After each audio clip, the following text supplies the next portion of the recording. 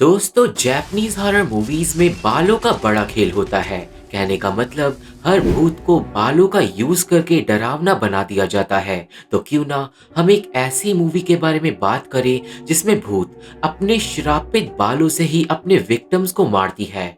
हमारी मूवी का नाम है एक्स डे, जो काफी ज्यादा अनसेटलिंग मूवी है। IMDb ने 6.3 आउट ऑफ 10 की रेटिंग्स दी है एंड मूवी की स्टोरी भी काफी ज्यादा अच्छी और डरावनी है। तो आप लोग वीडियो को पूरा लास्ट तक देखना। चैनल पे नए हो तो चैनल को सब्सक्राइब भी जरूर कर देना, क्योंकि आज की इस वीडियो में हम एक्स डे मूवी की डरावनी कहानी देखने वाले हैं। और अब हम सीधा चलते हैं वीडियो की तरफ। इस कहानी की शुरुआत होती है एक बंदरगाह को दिखाते हुए, जहां पर एक कंटेनर में से स्मेल आ रही थी। वर्कर्स उस कंटेनर को खोलते हैं जो इंसानों के बालों से भरा हुआ था। उन बालों का इस्तेमाल हेयर एक्सटेंशन बनाने के लिए होने वाला था, पर जो बदबू बालों में से आ रही थी वो बहुत ज्यादा गंदी थी। और जल्दी ही वर्कर्स को पता चलता है कि वो बदबू बालों के अंदर से नहीं, एक सड़ी हुई लाश के अंदर से आ रही थी, जिसे बालों के अंदर छुपा दिया गया था। इसी के साथ हमें दिखाया जाता है यामाजाकी को, जो एक मॉर्ग के अंदर काम करता है। पर यामाजाकी का भी एक बहुत ही ज्यादा अजीब और इविल दिमाग है। यामाजाकी असल में सुंदर बालों से बहुत ज्यादा प्यार करता है। उसका ये ऑब्सेशन इतना ज्यादा गंदा है कि वो मॉर्ग में रखी हुई लाशों के बाल को काट लेता है और फिर उनको बेचकर पैसे कमाता है। सीन जाता है यूको पे, जो एक मेहनती लड़की है। यूको एक हेयर स्टाइलिस्ट बनना चाहती है और वो उसके लिए ट्रेनिंग भी ले रही थी। यूको रहती है अपनी बेस्ट फ्रेंड यूकी के साथ, जो एक डांसर है। दोनों ही लड़कियां अपनी लाइफ के करियर को मेंटेन करने में बिजी रहती है और उनका हर दिन खुशहाल रहता है।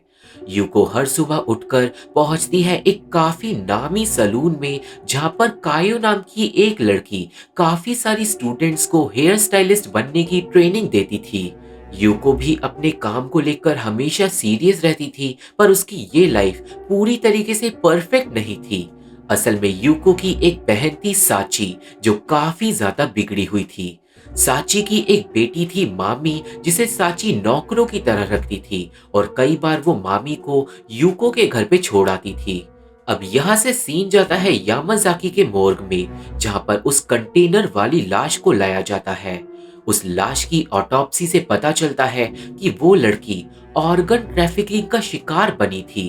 कहने का मतलब उस लड़की को किडनैप करके उसके ऑर्गन को निकालकर बेच दिया गया था और उस लड़की को मार दिया गया था। इतना ही नहीं, पुलिस को उस लड़की की लाश के अंदर से बालों का एक अजीब गुच्छा मिलता है, जिससे यामाजाकी चौंक जाता है। यामाजाकी को अंदर से ही फीलिंग आती है कि वो लड़की श्रापित है और वो समझ जाता है कि उस लड़की का गुस्सा उसके बालों के अंदर भरा हुआ है। डिटेक्टिव्स के जाने के बाद यामाजाकी देखता है कि उस लाश के अंदर से बाल उगना शुरू हो गए हैं और वो लाश भी यामाजाकी के साथ एक अजीब कनेक्शन बना लेती है। सीन जाता है यूको पे, जो जब घर आती है तो उसे मामी मिलती है। दोस्तों, मामी को देखकर यूको को गुस्सा आ जाता है, क्योंकि वो किसी भी हालत में एक बच्चे को नहीं संभाल सकती थी। वो अपनी बहन साची को फोन करती है, पर साची पार्टी करने में बिजी थी और यूको मामी के साथ फंस जाती है।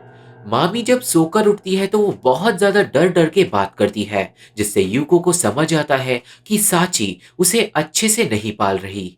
और वहीं दूसरी तरफ यामाजाकी लाश को चुराकर अपने घर ले आता है। उस लाश के ऑलरेडी बाल बढ़ने लगे थे, जिसे देखकर यामाजाकी खुशी के मारे चिल्लाने लगता है। आखिरकार अब उसे एक ऐसी मशीन मिल गई थी जो उसे जिंदगी भर सुंदर सुंदर बाल देती रहेगी। अगले दिन यूको को मामी के शरीर पे चोट के निशान मिलते हैं, जिससे साफ था कि साची मामी को फिजिकली अब्यूज भी करती है।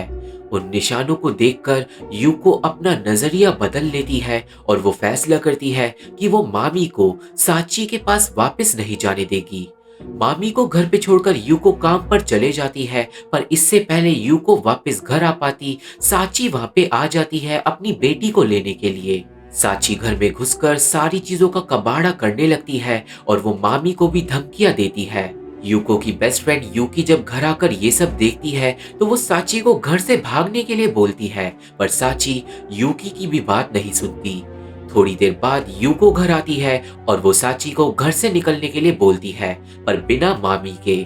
यूको साची से लड़ने लगती है और वो बोलती है कि अब मामी कहीं भी नहीं जाएगी, पर साची भी अपनी बहन को बहुत सारे उल्टे जवाब देने लगती है।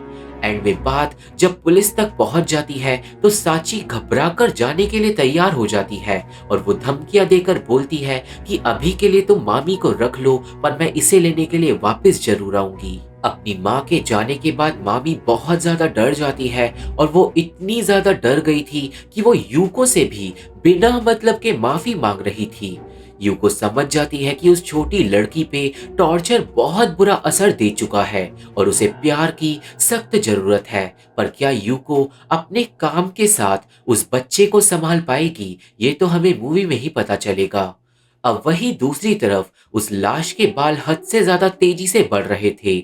शरीर के हर घाव के अंदर से बाल निकल रहे थे और अब यामाजाकी उन बालों को हार्वेस्ट करना शुरू कर देता है ताकि वो उन्हें लोगों को बेच सके।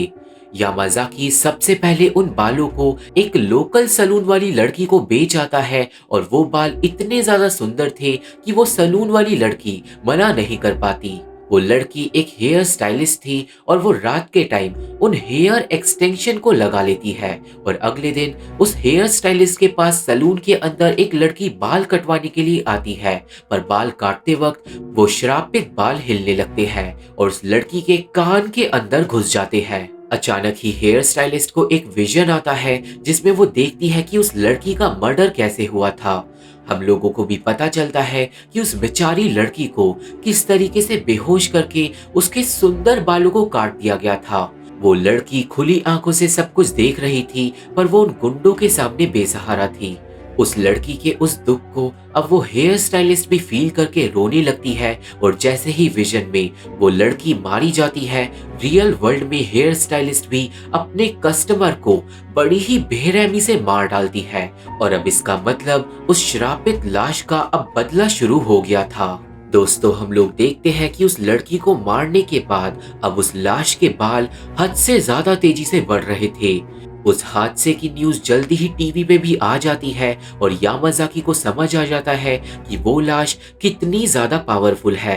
यामाजाकी अब उस लाश को एक बच्चे की तरह पालना शुरू कर देता है और वो उन श्रापित बालों के अंदर पूरी तरीके से उलझ गया था।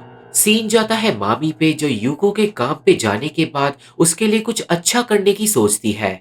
इसी चक्कर में मामी यूको का एक हेयर स्टाइल बिगाड़ देती है, जिसके बाद उससे सारा का सारा सामान भी गिर जाता है। मामी को लगता है कि अब यूको उस पे गुस्सा करेगी और इसलिए वो यूको से माफी मांगने के लिए घर से बाहर निकल जाती है।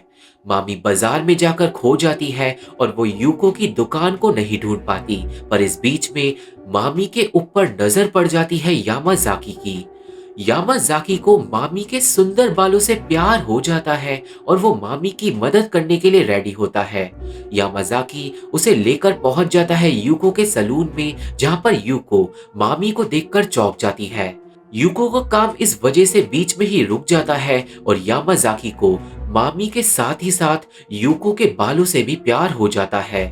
सलून की सारी लड़कियां चौंक जाती हैं और अब मामी अपनी गलती के लिए माफी मांगना स्टार्ट कर देती है। यूको को कुछ भी समझ नहीं आ रहा था कि मामी माफी मांग क्यों रही है और इसलिए वो अपना काम छोड़कर उसे लेके वापस घर जाती है। घर पे जब यूको सारी चीजों की बुरी हालत देखती है तो उसे समझ जाता है कि बात क्या है। यूको को गुस्सा आ जाता है, पर वो मामी को जानबूझकर नहीं डांटती। मामी इसके बाद भी रोती रहती है क्योंकि उसके अंदर तो बहुत ज्यादा डर बैठा हुआ था, पर यूको मामी को समझाती है और वो उसे अच्छे से हैंडल करती है। इसके बाद यूको वापस काम पे चले जाती है, पर आज रात को यामाजाकी दुकान पे वापस आता है, वो भी अपने श्रापित बालों के साथ। यामाजाकी बोलता है कि वो एक बिजनेसमैन है और वो सारी लड़कियों को एक एक हेयर एक्सटेंशन फ्री में गिफ्ट कर देता है। सारी लड़कियां यामाजाकी के क्रीपी बिहेवियर से अजीब फील करती हैं, पर वो बाल इतने ज्यादा सुंदर थे कि कोई भी लड़की उसे मना नहीं करती। यामाजाकी के जाने के बाद सारी लड़कियां फ्री के माल से खुश होती हैं और घर जाने से पहले कोंदो नाम की एक लड़की उन श्रापित बालों को पहन लेती है। कौंधो उस रात को घर पहुंचती है पर नहाते वक्त उन श्रापित बालों से उसकी उंगली कट जाती है। वो जब रात को सोती है तो वो श्रापित बाल उसका गला दबाने लगते हैं, जिसकी वजह से वो जाग जाती है। बाथरूम में वो फ्रेश होने के लिए जाती है पर शीशे में देखती है कि उसकी आंख के अंदर से एक बाल लटक रहा है। उस बाल को निकालते वक्त कौंदो को बहुत ज्यादा दर्द होता है, पर आंख से जैसे ही बाल बाहर निकलता है उसकी उंगली के घाव में से बाल उगने लगते हैं। अपनी उंगली के अंदर से भी कौंदो बालों का एक गुच्छा बाहर निकालती है, पर अब उसकी जीभ के अंदर बाल उग जाते हैं। कौंदो अब अपनी जीभ से बाल निकालती है पर फिर से उसकी आंखों के अंदर बाल आ जाते हैं और वो डर के मारे अब चिल्लाती है। वहीं दूसरी तरफ उस श्रापित लाश के बाल अब इतनी ज्यादा तेजी से बढ़ने लगते हैं कि अब यामाजाकी का पूरा घर बालों से भर जाता है। अब कौंदो अपने घर से भागती है पर लिविंग रूम में उसके बाल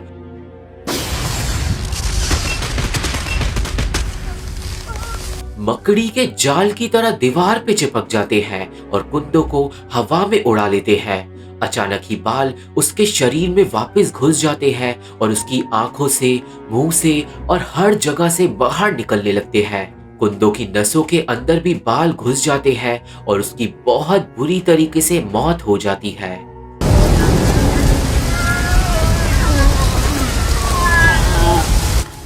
अगले दिन कुंदो काम पर नहीं आती और सब लोगों को टेंशन हो जाती है, क्योंकि कोई भी बच्चा बिना बताए कभी भी छुट्टी नहीं करता। और वहीं दूसरी तरफ घर पे एक बार फिर से साची आ जाती है अपनी बेटी को लेने के लिए। अब पहले तो मामी दरवाजा नहीं खोलती, क्योंकि वो भी अपनी माँ के साथ नहीं जाना चाहती थी, पर साची मामी को अपनी मीठी मीठी बातों में फंसा लेती है और गेट खोलने पे मजबूर कर देती है। गेट खुलते ही साची मामी को मार के घर में घुसती है और एक बार फिर से पूरे घर में कबाड़ा फैलाने लगती है। वो एक बड़े से बैग में यूको की सारी एक्सपेंसिव चीजें भरने लगती है और वो श्रापित बालों को भी चुरा लेती है। सारी चीजें चुराने के बाद वो मामी को लेकर वापस घर चले जाती है, पर उसे कोई भी अंदाजा नहीं था कि वो अपने साथ अपनी मौत को भी चुरा कर ले आई है। घर पहुंचकर साची मामी को बिना किसी रीजन के क्लोजेट के अंदर बंद कर देती है और वो खुद अपने बॉयफ्रेंड के साथ मस्ती करने लगती है।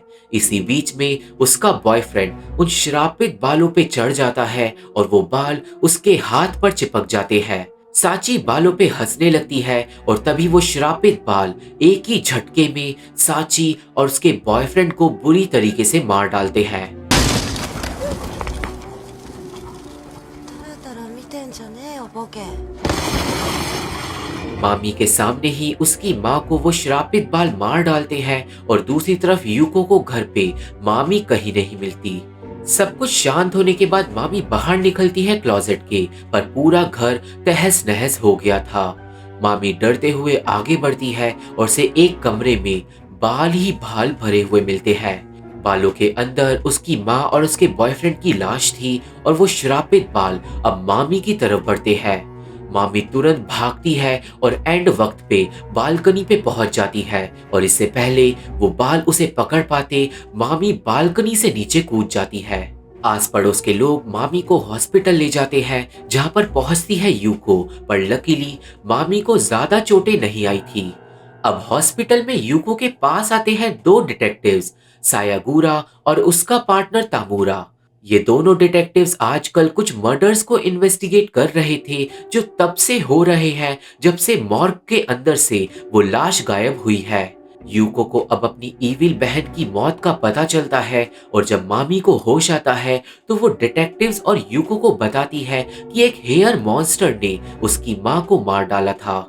दोस्तों, अब ऑब्वियसली यूको मामी की इस बात पे यकीन नहीं करती, पर अगले कुछ दिनों तक डिटेक्टिव्स को और ज्यादा लाशें मिलती हैं, पर सबके अंदर एक रिलेशन था और वो रिलेशन था कि सारी लाशों पे अजीब से बाल चिपटे हुए थे।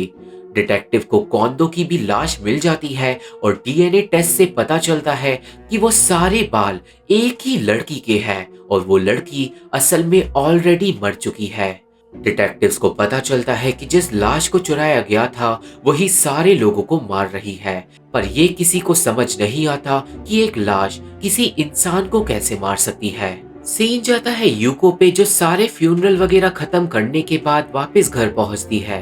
घर पे यूको और मामी थोड़ा क्वालिटी टाइम स्पेंड करते हैं और यूको बताती है कि वो एक हेयर स्टाइलिस्ट क्यों बनना चाहती है। यूको को हमेशा से ये सोच के अच्छा लगता था कि कैसे एक हेयर स्टाइलिस्ट एक इंसान के पूरे चेहरे को बदल देता है सिर्फ उसके बालों को काट कर, और यूको हमेशा से उस शक्ति को हासिल करना चाहती थी ताकि वो भी लोगों के चेहरे को बदल सके।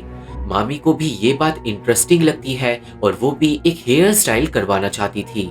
अब अगले दिन असल में यूको का एक टेस्ट था जिसमें 45 मिनट के अंदर एक हेयर स्टाइल बनाना था, और उस टेस्ट के लिए यूको मामी को अपनी मॉडल बना लेती है। टेस्ट शुरू होता है और यूको मामी का एक बहुत ज्यादा प्यारा हेयर स्टाइल बनाती है, पर यूको वो स्टाइल बनाते वक्त श्रापित बालों का भी इस्तेमाल कर लेती है। यूको की कटिंग से टीचर और बाकी लोग बहुत ज्यादा खुश होते हैं, पर टेस्ट बीच में ही रुक जाता है क्योंकि डिटेक्टिव्स दुकान में पहुंच जाते हैं पूछताछ करने के लिए।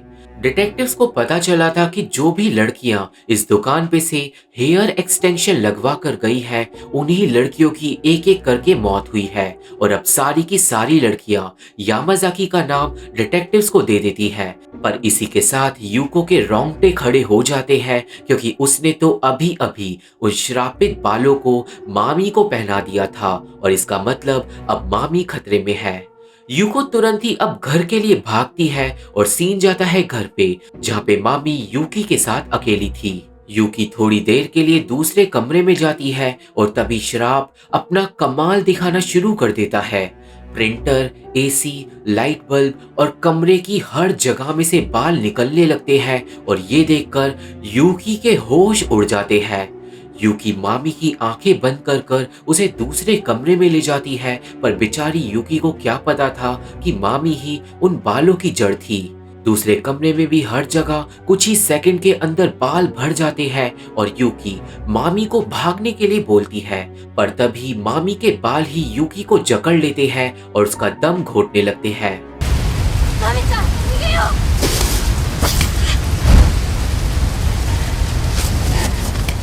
इसके बाद यूको फाइनली भागकर घर पहुंच जाती है, पर घर का दरवाजा खोलते ही सामने थी बालों की एक दीवार। यूको का पूरा घर बालों से भर गया था, और उन बालों को पार कर कर यूको पहुंचती है अपने कमरे में, जहां पर मामी बेहोश पड़ी हुई थी और उसकी बेस्ट फ्रेंड यूकी मारी जा चुकी थी। यूको तुरंत ही अब मामी को बालों के जंजाल से बचाने की कोशिश करती है, पर वो श्रापित बाल यूको को भी जकड़ लेते हैं। बाल यूको का भी दम घोट देते हैं और वो बेहोश हो जाती है, पर इससे पहले वो बाल यूको को पूरी तरीके से मार पाते, वहां पे आ जाता है यामाजाकी, जो बालों को मना कर देता है यूको को मारने के लिए।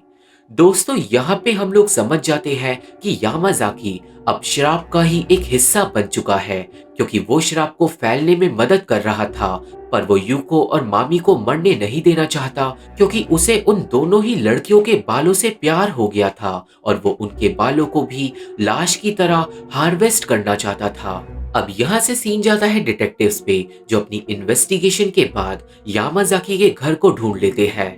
वो दोनों घर के अंदर घुस के हक्के भक्के रह जाते हैं, क्योंकि पूरा घर बालों से भरा हुआ था। उन दोनों को उस लड़की की लाश भी मिल जाती है, पर इससे पहले डिटेक्टिव्स कुछ भी कर पाते, वो श्रापित बाल उन्हें भी जकड़ लेते हैं। और वहीं दूसरी तरफ यामाजाकी ने मामी और यूको को किडनैप कर लिया था। यामाजाकी दोनों लड़कियों को लेके अपने घर पहुंचता है, जहां पर उसे डिटेक्टिव्स दीवार पे चिपके हुए मिलते हैं, जिनका मजाक वो उड़ाने लगता है। इसी बीच में यूको को होश आ जाता है और वो यामाजाकी की हरकतों को देखकर डरने लगती है। यामाजाकी तामुरा को मार डालता है और सायागुरा कुछ भी नहीं कर पाता, और तभी यामाजाकी की नजर पड़ जाती है यूको पे, जिसे होश आ चुका था। अब यामाजाकी यूको को एक ऑफर देता है, जिसमें वो बस यूको को अपने साथ लाइफ टाइम के लिए रखना चाहता था, बिल्कुल लाश की तरह, ताकि वो यूको के बालों को भी एक फसल की तरह हार्वेस्ट कर सके। यूको ऑब्वियसली इस काम के लिए मना कर देती है और गुस्से में आके यामाजाकी उसे मारने लगता है। डिटेक्टिव सायागुरा यूको को बचाने की कोशिश करता है, पर गुस्से में यामाजाकी सायागुरा का गला घोटकर उसे भी मार डालता है। यूको इस सब से और ज्यादा डर जाती है और तभी मामी भी जाग जाती है। यामाज़ाकी अब यूको के बाल काटने के लिए आगे बढ़ता है और उन दोनों की लड़ाई में यूको एक कांच का टुकड़ा उठाकर यामाज़ाकी का गला काट देती है। दोस्तों, अब यामाज़ाकी के गले में से खून की जगह बाल बाहर निकलते हैं और उसका घाव तुरंत ठीक हो जाता है और इसका मतलब अब यामाज़ाकी श्राप की वजह से किसी डीमन टाइप क्रीचर में बदल गया है। यामाज़ाकी अब गुस्से में आकर मामी को पकड़ लेता है और उसके बालों को काट देता है, पर मामी के बालों के अंदर से खून निकलने लगता है क्योंकि असल में मामी के बालों में तो ऑलरेडी वो श्रापित बाल लगे हुए थे। पर अब उस लाश को यामाज़ाकी के अंदर उन लोगों का चेहरा दिखने लगता है जिन्होंने उस लाश को मारा था। उस लाश को समझ आता है कि जिस तरह उन गुंडों ने उस लड़की के ऑर्गन्स को हार्वेस्ट किया था, अब यामाज़ाकी भी लड़कियों के बालों को हार्वेस्ट करना चाह रहा था और इसलिए अब उस लाश को यामाज़ाकी पे गुस्सा आ जाता है। अचानक ही श्राप का उल्टा असर हो जाता है और यामाज़ाकी के शरीर में से बाल बाहर निकलने लगते हैं और मौके का फायदा उठाकर यूको मामी को लेकर भागती है, पर यामाज़ाकी अभी भी यूको के बालों को काटना चाहता था। यामाज़ाकी पूरी तरीके से पागल हो चुका था और वो एक डीमन की तरह यूको की तरफ भागता है, पर वो श्रापित लाश यामाज़ाकी को पकड़कर उसके शरीर के टुकड़े टुकड़े कर डालती है और यामाज़ाकी ऑन द स्पॉट मारा जाता है। पर मरने के बाद भी, जैसा कि मैंने कहा, वो श्राप की वजह से किसी क्रीचर में बदल गया था और इसलिए उसकी लाश के छोटे छोटे टुकड़े भी जिंदा थे। खैर, यामाज़ाकी के मरते ही लाश का बदला पूरा हो जाता है क्योंकि उसने एक ऐसे गुंडे को अब मार दिया था जो लड़कियों को अपने फायदे के लिए इस्तेमाल करना चाहता था। श्राप खत्म होते ही सारे के सारे बाल वापस लाश के अंदर चले जाते हैं और उस लड़की का गुस्सा शांत हो जाता है और हम लोग कह सकते हैं कि अब उसकी आत्मा को भी शांति मिल जाएगी। यूको और मामी अब बच जाते हैं और मूवी के एंड में यूको फैसला करती है कि वो अब लाइफ टाइम तक के लिए मामी का ख्याल रखेगी और मूवी इसी रिश्ते के साथ खत्म हो जाती है। तो ये थी एक्सप्लेनेशन एक्स थे मूवी की और मुझे आशा है कि आप सभी को ये मूवी समझ आ गई होगी और मेरी वीडियो पसंद आई होगी। ये मूवी देखनी है तो मेरा टेलीग्राम ज्वाइन करना होगा। मेरे फेसबुक पेज का लिंक और बाकी social media link description box में मौजूद है, तो अगर आप लोग मेरे से जुड़ना चाहते हो तो आप लोग मेरे को वहां पे फॉलो जरूर कर सकते हो। वीडियो पसंद आई हो तो वीडियो को लाइक कर और चैनल को सब्सक्राइब कर हमारा सपोर्ट जरूर करना, क्योंकि इन्हीं चीजों से हमें हेल्प मिलती है। और अब मैं आप लोगों से मिलता हूँ अपनी अगली वीडियो में, तब तक के लिए थैंक यू, बाय बाय।